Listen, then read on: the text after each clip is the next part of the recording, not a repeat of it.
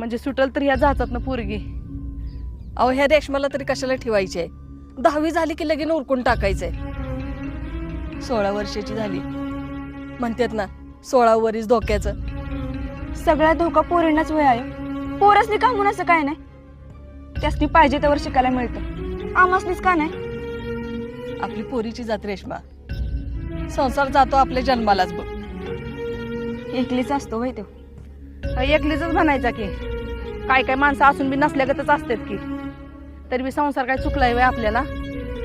सासर चांगलं मिळालं तर बरं, नाहीतर मागाड आणि पुढे हिर असे गत होते बघ.